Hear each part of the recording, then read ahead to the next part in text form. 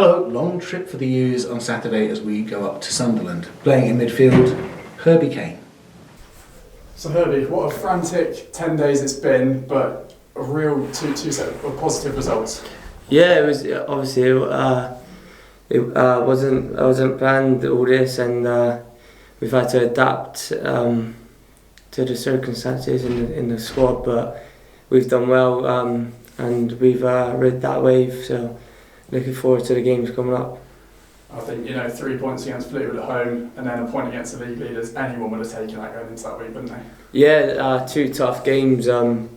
Fleetwood always have a strong and tough team to play against, and Rotherham as well. Them being top of the league, we that's where we want to be. So it's good to play them and like you said, take a point.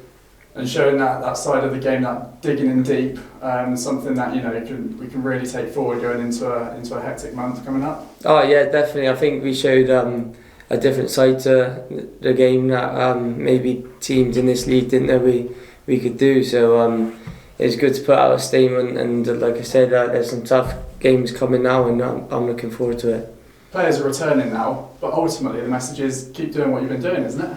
Yeah, the players that played has done well, and put a statement out to the gaffer and the coaching staff.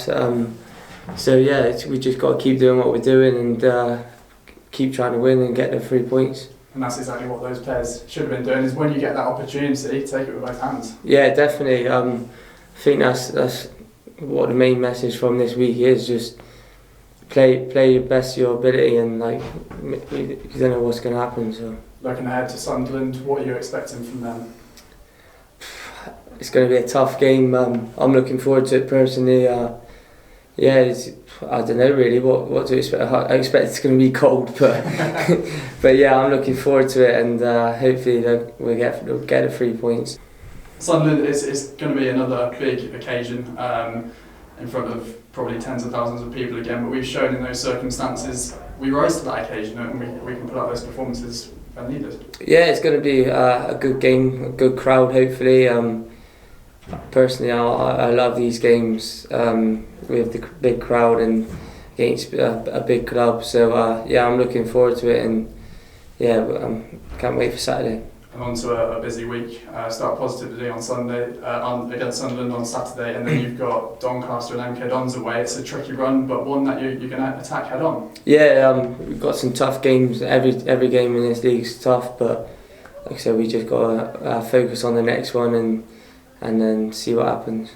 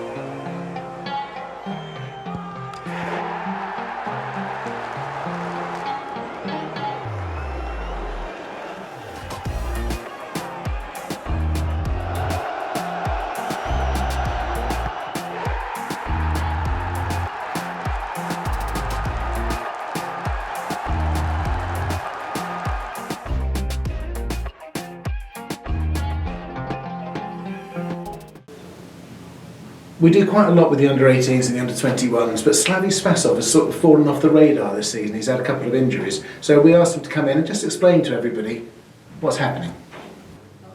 Slav, people have been asking where you have been. It's complicated, isn't it? It's not an easy situation, is it? Especially when I don't know where I am myself. Don't know how far away I am. Don't know anything. Right, let's trace it back to when the injury started. So last people heard of you were at Woking, playing football, and then did you come back with an injury? Yeah. And then?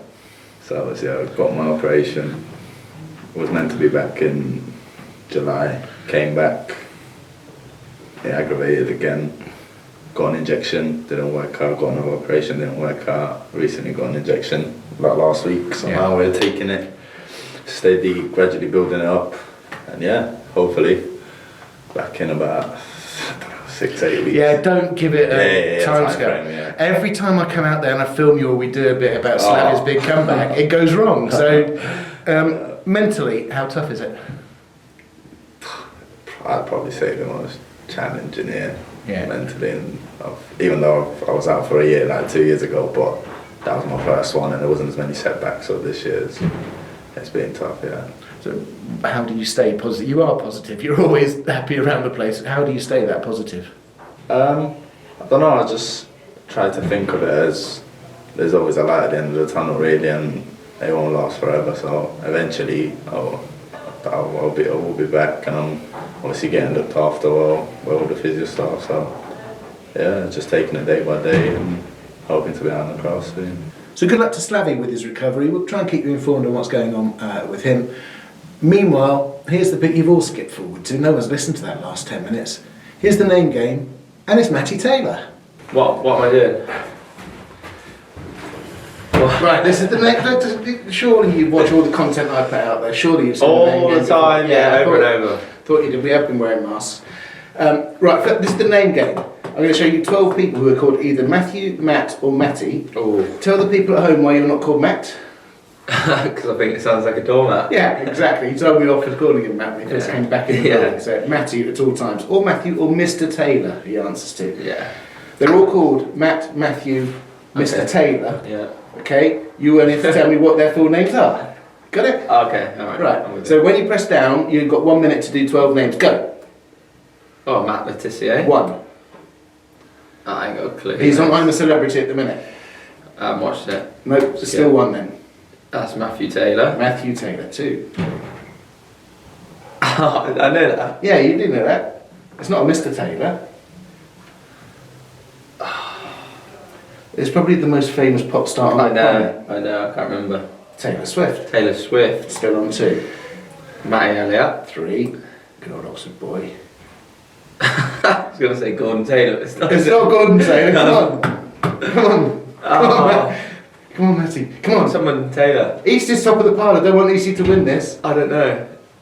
Oh, no. Graham Taylor. Graham Taylor. Matt Damon. Good, 4 points. Matt LeBlanc. 5 points. I don't know. That's Matt Willis. He's Matthew. Matt Smith. Matt Dawson. 6 points. Matthew. Honestly. If he prevaricated at That's scoring shambolic, yeah. goals, when he gets a chance, he puts it He won away. the Ashes. Yes, he did win it, yeah. Matthew. Fine swing bowler. Bidvini. No. Not going to get out. Unless it's Was Matthew it? Iogard. Go on. Matthew Hoggard. Hoggard. Yeah. Matt. Matt. He ran past me. Hancock. in the London Marathon. Yeah, I insulted him. Yes, that's good. Yes. You ended up with 7 points, which is halfway up the table. Oh, is that not no good? It's all right, but What still did he somehow East is top with 10. 10? He I needs know. to get out more.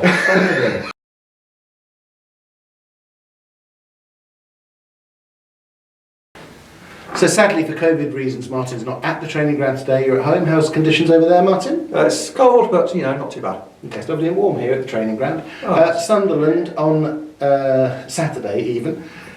Describe for the people at home what happens with the media team going to an away game. Can you just repeat that last bit? You broke up a little bit there. Yeah, sorry, it's buffering over here. Going to Sunderland, Right. it's a long way, isn't it? It's a very long way. What time are we going? Well, I'm leaving here at 7:30 to pick you up at our top secret location off the M40 at 8 o'clock. In theory, 8 you're o'clock doing that. in the morning. What time the London Road bus is going? I'm not sure. They must be going about the same time. I thought it's a very long way, like you say. I reckon it's 4 hours, 4.5 hours. Yeah. Maybe? Look, we do it for the love of the club. You lot out there, you are amazing. To make that journey, and it's freezing cold in your area of Oxford, obviously. Yes. I can't remember which way around we said that was, but I think it's warm in my side and cold in yours. That's right. To make that journey freezing just before Christmas, that's a good effort by the fans, isn't it? Yeah, to go all that way, I reckon we're probably going to have several hundred up there, which is great. I mean, probably second only to 2,500 we took to Carlisle that time. Yeah, that was great. Okay. If you are going though, you need a ticket because there's none available on the day. You have to get them in advance, Thursday or Friday. They will be transported magically by Nick Brown for you to collect at Sunderland. One man who will be looking forward to this game more than most is a friend and colleague of ours, Nathan Cooper. Explain why. Well, what's going on with him? He claims that this will be his 1,000th consecutive game watching Oxford United. If he makes it there, then that's one hell of a record. He's very superstitious and he thinks he's going to break down somewhere on the motorway. If you do see him broken down, for God's sake, pick him up and take him to the game, would you? We want to set a challenge. Go on, Martin, tell them what their challenge is. If he's done 1,000, there must be others out there. There must be. We'd like to know from you wonderful people who are watching this. Or both of you. Yeah, both of you, or if you have any friends, which is unlikely if you're watching this, but let us know if there are any other people with similar records, not necessarily consecutive games, but maybe consecutive away games or consecutive home games who've got a good record that we can then set a challenge to see if anyone can beat that. It's like working with Norris McWhirter. Without the Guinness. Yeah, without the Guinness. Although you can get some beer. There's Oxford United beer available in the shop. We'll product place that one for you, don't you worry about that. Yeah. If you I will test it for them, of course. Will we? Well, you will. If you think you're a record holder, if you think you're the oldest fan, hello Ron, Ron's 95. If anybody, I say Ron's 95. If there's anybody else out there is older than 95, let us know. You could be our oldest fan. Or, when do you reckon the first game that Ron saw, or who saw the game first? I think I saw Sunderland, my first game, around about 1970, and I'm only 35. That must be some record. Very good record. What was your first game? My first game was October 1969, a goalless draw with Millwall. Millwall. Somebody took you for your first game of football to see Millwall. My brother took me as a 10th birthday present. It's very kind of Do your brothers not like you? I get that impression sometimes. I think that's obvious to everybody now, isn't it? Look, go and get your tickets. It's a busy week of travelling. We will also be going to, well, where are we going, Martin? Well, on the Tuesday we're going to Doncaster. On the Wednesday I'm going to Cambridge without him. He's bottled it because he's got to produce some magazine or something. Magazines, programmes, who knows. I laugh in the face of such deadlines. So I'll be going to Cambridge for the Youth Cup game. And then on the Saturday we're off to MK Dons. The long trip to Milton Keynes, yes. Yeah, I like that. That's not the worst one, is it? So look, plenty of travelling. Wrap up warm, get behind the U's. We'll see you there. One take.